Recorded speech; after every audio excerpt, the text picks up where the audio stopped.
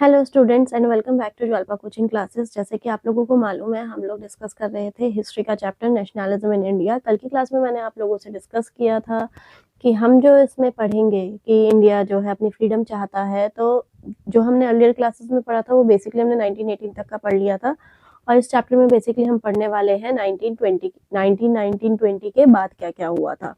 तो मैंने आप लोगों को बताया था कि जो है जगह जगह मास प्रोसेशंस वगैरह हुए, मतलब आज़ादी के लिए हर कोई बहुत उत्सुक था, अपने देश को आज़ाद करवाना चाहता था। उसके लिए बहुत सारे मूवमेंट्स जो है स्टार्ट किए गए थे, जैसे गांधी जी के द्वारा सिविल डिसोबीडियंस मूवमेंट था या आपका नॉन कोऑपरेशन मूवमेंट था। ये सब हम कल की क्लास में डिस्कस कर चुके थे। उसके अलावा हमने ये भी डिस्कस किया था कि ये टाइम जो था वो टाइम था फर्स्ट वर्ल्ड वॉर का, पहले विश्व युद्ध का। तो उसमें क्या हुआ था कि इंडिया ने उसमें भी सफर किया था। कैसे सफर किया था? क्योंकि जब वॉर होती है कंट्रीज में आपस में, तो इकोनॉमिक कंडीशन उसकी पुअर होती है, और ये तो वर्ल्ड वॉर था। तो इंडिया में उस टाइम पे दौर था फर्स्ट वर्ल्ड वॉर का भी, वो हिस्सा क्या रहा, मतलब उसका इफेक्ट जो है भारत देश पे भी पड़ा।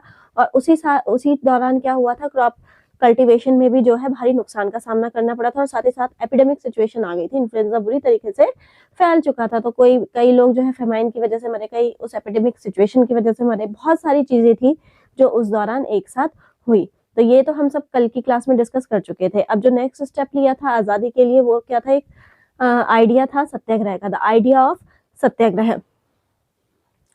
सत्याग्रह बेसिकली था क्या? गांधी जी द्वारा ये फॉर्म किया गया था, और ये कब फॉर्म किया गया था? जब गांधी जी भारत को वापस हुए थे, when Gandhi ji returned to India. As you know, he had come from South Africa where he had successfully fought the racist regime with a novel method of mass agitation which is called सत्याग्रह। और उनपे ये idea कब आया सत्याग्रह का? क्योंकि उन्होंने जो है अपनी पढ़ाई, जो आरंभिक शिक्षा तो उनकी भारत से थी, पर वो अपनी वकालत वगैरह के लिए साउथ अफ्रीका गए थे, और वहां उन्होंने रेशियल डिस्क्रिमिनेशन का बहुत सामना किया था, मतलब जो कलर को लेकर डिस्क्रिमिनेट किया जाता था। और वहीं से उन्हें जो है एक आइडिया मिला था, जिसको उन्होंने नाम दिया था सत्याग्रह का। तो उन्होंने लोगों से अपील किया था कि अपनी ओरिजिनलिटी को मत खोइए और सच का साथ दीजिए, सत्य को सामने स्पष्ट रूप से सामने रखिए। तो इसी वजह से इस जो प्रोसेशन का नाम था या इस मूवमेंट का नाम था, वो पड़ा था सत्याग्रह। The idea of Satyagraha emphasizes the power of truth and the need to search of truth. Need to search for truth, मतलब मैं जैसे बोल रही हूँ सत्य मतलब ट्रुथ होता है, तो इसमें ये था कि जो जैसा है उसे प्रत्यक्ष रूप से सामने लाया जाए। जैसा सच है, जो सच है, उसको उस पे मतलब उसी का सहारा लिया जाए। कोई झूठ की उसकी आवश्यकता नहीं है, कोई वो करने की आवश्यकता नहीं है। और उन्होंने कहा कई बार ऐसा होता है कि जो चीज हम लड़ाई झगड़े से सॉल्व नहीं कर सकते, वो हम एक नॉन वायलेंस के थ्रू बहुत अच्छे से सॉल्व कर सकते हैं। और उसी में से एक पार्ट उन्होंने लिया था सत्याग्रह, मतलब हमेशा सच की राह पे चलो, सच से कभी भी मत डगमगाओ। और उनका इसका मोटिव यही था कि सच को ढूंढो और हमेशा सच बोलो।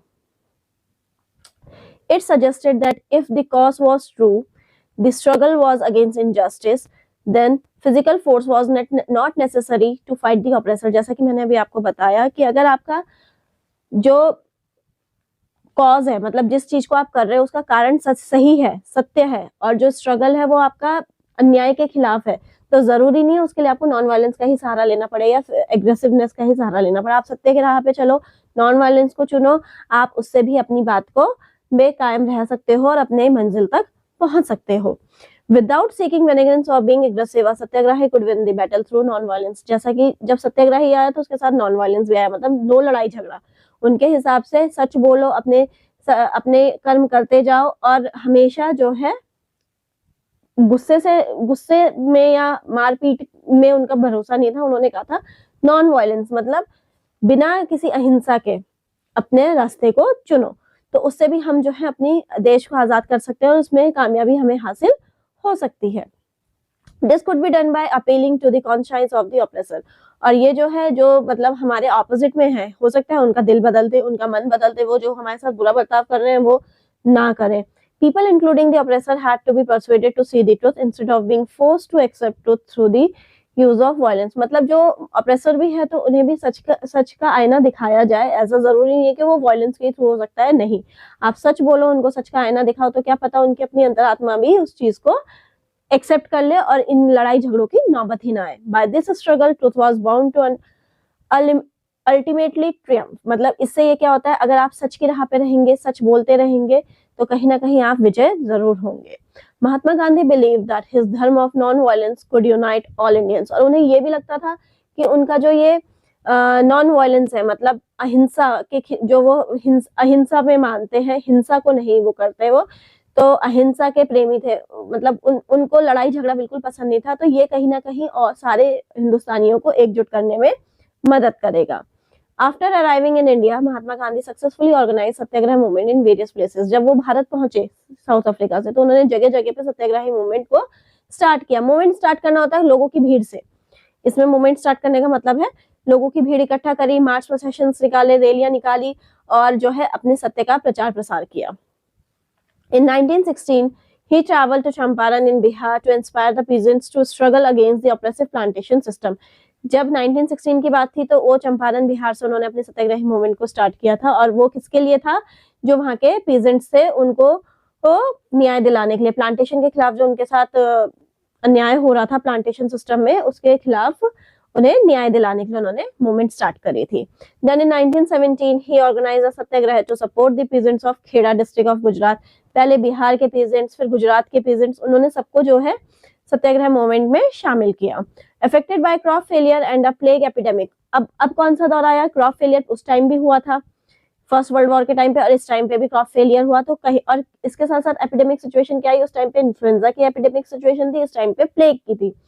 तो इससे क्या फर्क पड़ा था, जो पेजेंट्स थे वो अपना रेवेन्यू टाइम से नहीं भर पा रहे थे, और उनका वो ये चाहते थे कि जो उनका रेवेन्यू कलेक्शन है उसकी जो डिमांड है वो कम की जाए, और इसी के लिए उन्होंने सत्याग्रह मूवमेंट को ज्वाइन किया था।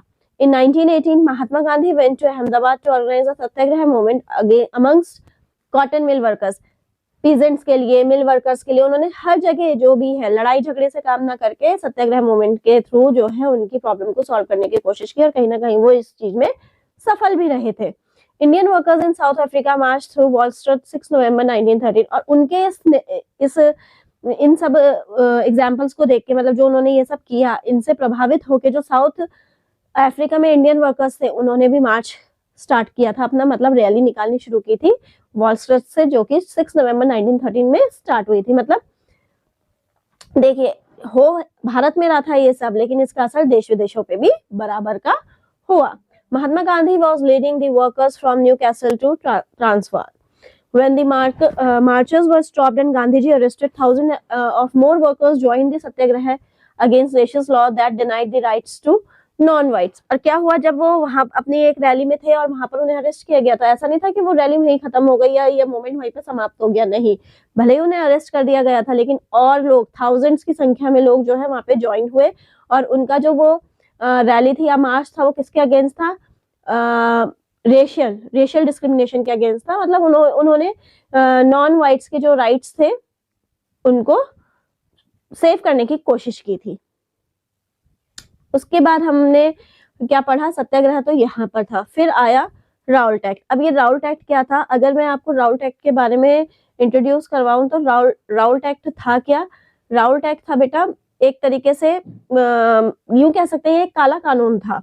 मतलब ये मार्च 1919 मार्च 1919 में स्टार्ट हुआ था, और ये स्टार्ट किया था ब्रिटिश गवर्नमेंट ने भारत के लिए। भारत के लिए भी मतलब क्या, जो भारत में रह रहे क्रांतिकारी थे या जो स्वतंत्रता सेनानी थे उनके अगेंस्ट उन्होंने एक एक्ट को उजागर करने की कोशिश की थी, जिसको उन्होंने नाम दिया था राउल्ट एक्ट। और ये एक काला कानून था, मतलब जो भी उद्देश्य, जो मतलब अगर अपनी फ्रीडम के पास पहुंचने के लिए जो रास्ते अपनाए जा रहे थे या जो भी मतलब वो कोशिशें कर रहे थे उसको रोकने की, मतलब वो नहीं चाहते थे कि भारत की जो जनता है वो हमारे खिलाफ जाए, और उसके लिए वो अलग से अलग एक्ट बनाने पे लगे हुए थे। उनमें से एक था राउल्ट एक्ट, और क्योंकि ये बना, ये जो कानून था ये सिडनी रॉल्ट के अध्यक्षता के अंदर बना था, इसलिए इसका नाम पड़ा था Raoult act.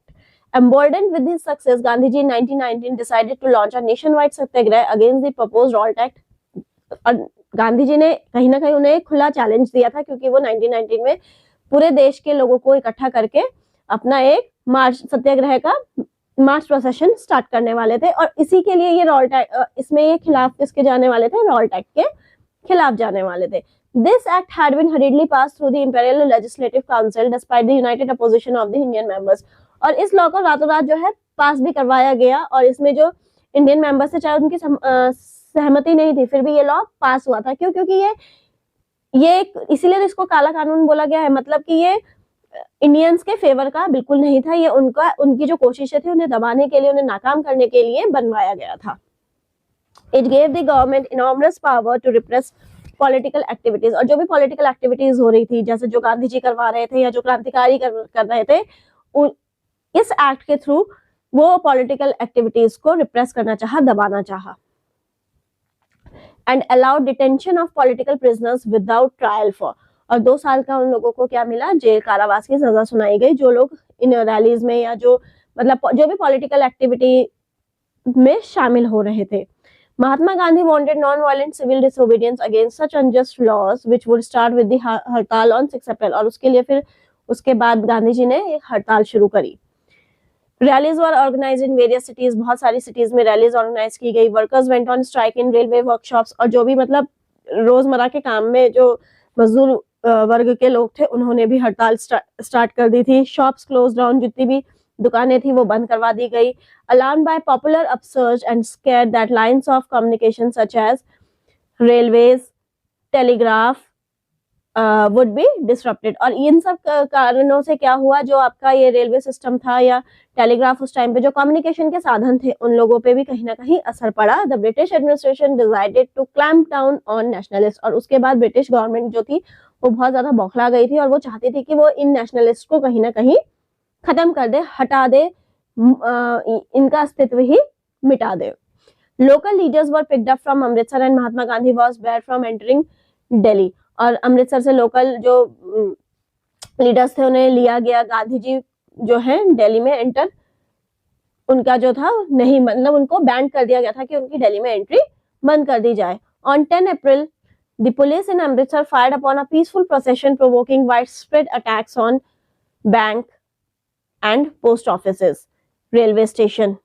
Martial law was imposed and General Dyer took the command, और ये वो टाइम था जब जनरल डायर के हाथ में पूरी मिलिट्री गवर्नमेंट आ गई थी। मतलब it was the military government involving the suspension of ordinary law, जो अब लॉ से हटके गवर्नमेंट मतलब सीधा आर्मी के हाथ में, ब्रिटिश आर्मी के हाथ में जब कमांड आ गई थी, और उसको कौन लीड कर रहा था? जनरल डायर कर रहे थे।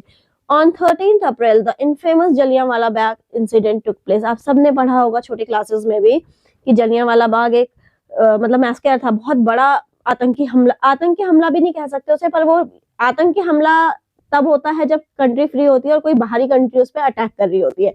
लेकिन यहाँ पे क्या था, हम ऑलरेडी गुलाम थे और जिनके हम गुलाम थे उन्होंने ही हम पे अटैक किया। मतलब इंडियंस जो थे वो ब्रिटिशर्स के गुलाम थे उस दौरान, और ब्रिटिशर्स ने ही उन पे अटैक किया था। तो ये एक बहुत बड़ा मैस्कर बना था।